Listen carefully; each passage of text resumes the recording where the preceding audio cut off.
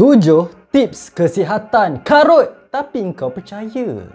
Kalau nak jujur, dunia kesihatan ni ramai yang percaya bulat-bulat tapi tak nak cek fakta. Macam kau sendiri mesti pernah dengar orang kata jangan makan malam nanti gemuk, atau jangan makan telur banyak-banyak nanti kolesterol naik. Tapi cuba fikir, betul ke apa yang diorang cakap ni ke sebenarnya karut je? Jadi berkata, video kali ni kita bongkarkan mitos-mitos yang karut-marut ni. Kita akan ceritakan pasal 7 tips kesihatan karut tapi kau masih percaya. Nombor 7, kena minum air 8 gelas sehari. Ramai orang percaya yang kita wajib minum 8 gelas air setiap hari untuk kekal sihat. Tapi tahu tak, itu sebenarnya mitos yang tak ada asas saintifik yang kukuh pun. Konsep 8 gelas ni datang daripada cadangan kasar pada tahun 1945 bila satu panel nutrition US kata manusia perlukan sekitar 2.5 liter air setiap hari. Tapi yang orang tak perasan, mereka juga cakap majoriti air tu boleh datang dari makanan macam buah, sup dan sayur. Fakta yang sebenarnya, keperluan air setiap orang berbeza ikut berat badan, cuaca, aktiviti fizikal dan juga apa yang kita makan. Kalau kau makan banyak makanan berair macam tembikai, timun, sup, air dari situ pun dikira. Badan manusia dah ada sistem isyarat semula jadi, iaitu rasa dahaga. Bila kau dahaga, maksudnya badan perlukan air. Simple. Minum air walaupun bunyi macam sihat tapi boleh bawa mudarat. Minum air yang berlebihan tanpa perlu, terutama dalam masa singkat, boleh menyebabkan keracunan air, hyponatremia. Kalau ikut buta-buta, minum 8 gelas sehari tanpa tengok keperluan diri sendiri, nanti kerja kau asyik ulang-alik toilet je. Lepas tu pelik, kenapa rasa kembung dan penat? Padahal sebab ikut buta-buta lah. Jadi kalau nak tahu cukup air ke tak, cek warna air kencing. Kalau jernih atau kuning cerah, maksudnya cukup. Kalau gelap, baru top up air. Bukan ikut jam ataupun ikut berapa liter sehari. Yang keenam, makan lepas pukul 8 malam boleh jadi gemuk. Ramai orang takut makan malam sebab percaya satu mitos popular. Makan lepas pukul 8 malam atau 7 malam jadi gemuk. Tapi betul ke badan kita ada jam yang auto tukar makanan jadi lemak bila masuk pukul 8 malam? Kita kena tahu, kenaikan berat badan berlaku bila kita ambil lebih kalori daripada yang badan kita guna. Bukan sebab kita makan malam, tapi apa yang kita makan dan berapa banyak, itu yang penting. Kajian dah tunjuk masa makan tak sepenting jumlah kalori dan jenis makanan. Kau boleh makan malam selagi tak terlebih kalori, tak semestinya akan gemuk.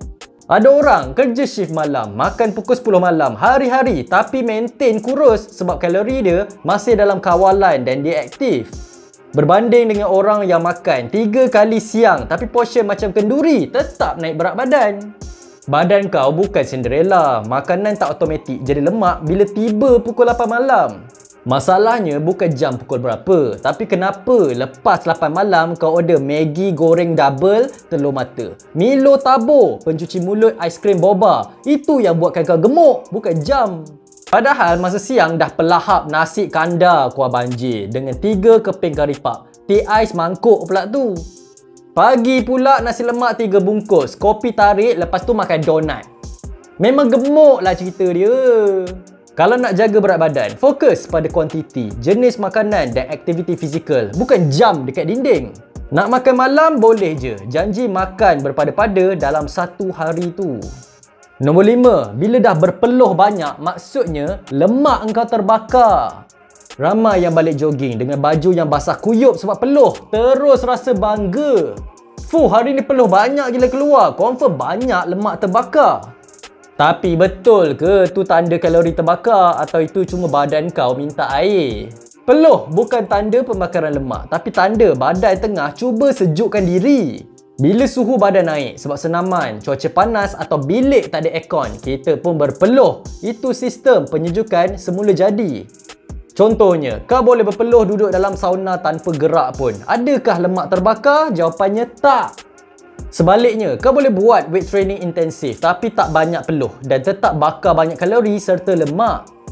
Kadar peluh juga berbeza ikut individu. Ada yang cepat peluh walau buat senaman ringan. Ada pula susah nak peluh walaupun workout keras. Genetik dan fisiologi memainkan peranan. Dan bila peluh keluar banyak, berat badan memang turun. Tapi tu cuma air. Kalau kau minum balik segelas air, berat pun naik semula. Itu bukan fat loss, itu water loss. Kalau peluh tu lemak terbakar, orang yang kerja tukang masak tepi jalan mesti semua kurus-kurus. Kau bukan ais batu yang cair sebab panas. Peluh bukan bukti lemak hilang. Jangan tertipu dengan baju yang basah kuyup. Itu bukan indikator berapa banyak lemak dah terbakar. Kadang-kadang ada orang berjoging, siap pakai baju berlapis-lapis dengan harapan keluar peluh banyak, so bakar lemak pun banyak. Tapi saintifik tak mengatakan sebegitu. Sama juga dengan orang yang tak suka gym ada aircon, sebab dia orang kata gym yang ada aircon buatkan peluh tak banyak. Bila peluh keluar baru cepat kurus. Kalau nak bakar lemak, fokus pada jenis senaman dan konsisten, bukan jumlah peluh. Peluh tu cuma penyejuk badan, bukannya bukti kejayaan senaman. Yang keempat, detox dengan jus buah boleh hilang toksin. Setiap kali lepas makan banyak atau rasa berat badan makin naik, mesti ada yang cadangkan. Sis, you kena buat detox. Minum jus 3 hari. Badan you bersih, perut pun kempis sis. Tapi betul ke jus hijau yang rasa macam rumput kisar tu boleh buang toksin dari badan? Hakikatnya, badan kita ada sistem detox paling power, iaitu hati dan buah pinggang. Dua organ ni 24 jam kerja overtime, tapis-tapis dan singkirkan bahan tak perlu oleh badan. Minum jus semata-mata nak flush toksin memang tak logik. Tak ada bukti saintifik kukuh yang kata detox jus buang toksin lebih berkesan dari sistem tubuh semula jadi. Lagipun, kebanyakan detox plan tu sebenarnya sekadar diet rendah kalori. Bila kalori kurang, berat turun sementara, tapi lepas tu naik balik bila kau start makan macam biasa. Dan satu lagi, banyak produk detox boleh sebabkan cerit-berit atau buang air berlebihan yang buat kita rasa ringan. Tapi tu bukan buang toksin, tu cuma buang air dan nutrien yang penting. Nak flush toksin dengan jus? Sis, badan you bukan pipes yang kita sumbat. Toksin bukan benda boleh tolak keluar dengan blender RM399. Kalau jus betul-betul boleh bersihkan organ dalaman, hospital dah gantikan rawatan dengan jus hijau power 2.0. Satu-satunya benda yang ringan lepas detox bukan badan, tapi dompet. Yang ketiga, vitamin C boleh cegah selsema. Setiap kali rasa tekak gatal sikit atau nampak kawan bersin, mesti ada yang terus cari tablet vitamin C. Cepat, kena ambil vitamin C, nanti tak kena selsema. Tapi betul ke vitamin C ni macam perisai kebal dari virus? Mitos ni popular sejak tahun 1970-an bila seorang saintis terkenal, Linus Pauling, promosi idea bahawa vitamin C boleh cegah selsema. Tapi kajian moden yang lebih besar dan berkualiti tunjuk kesan dia sebenarnya sangat kecil ataupun tak ada langsung. Kajian Cochrane Review, salah satu sumber kajian kesihatan paling dipercayai, menunjukkan ambil vitamin C secara rutin tak kurangkan risiko dapat selsema untuk kebanyakan orang biasa. Tapi ada satu pengecualian, atlet atau individu yang buat aktiviti fizikal ekstrim dalam cuaca sejuk macam askar atau pelari maraton. Dalam kes ni, vitamin C mungkin boleh kurangkan risiko sikit. Kalau kau dah kena selsema, vitamin C pun tak tolong sembuhkan lebih cepat. Mungkin boleh pendekkan tempoh sikit-sikit je. Tapi beza dia sangat sikit. Macam beza 7 hari jadi 6.5 hari. Kalau vitamin C boleh cegah selsema, doktor patut suruh makan limau. Badan kau bukan game RPG yang boleh level up antibody dalam satu tablet 1000 mg. Realitinya, virus tetap datang. Vitamin C bukan security guard yang halau dia kat pintu hidung. Tapi jangan salah faham, vitamin C memang bagus, tapi bukan ubat kebal. Yang lebih penting untuk kuatkan imun, tidur cukup, makan seimbang dan kurangkan stres. Vitamin C tu cuma satu puzzle kecil, bukan perisai ajaib. Yang kedua, kalau berat ideal, maknanya sihat lah. Asalkan BMI normal, maknanya kau sihat. Ramai orang lega bila timbang BMI dia normal. Tapi betul ke BMI normal maksudnya automatik sihat? Atau kita dah terlalu percaya pada satu nombor semata-mata? BMI, Body Mass Index, cuma kira berat dan tinggi. Dia tak tahu langsung berapa lemak dalam badan, berapa jisim otot atau kondisi dalaman kau. Seseorang boleh ada BMI normal tapi peratusan lemak tinggi, jadi skinny fat. Ada orang BMI normal tapi jarang bersenam, tekanan darah tinggi, kolesterol atau gula dalam darah tak terkawal.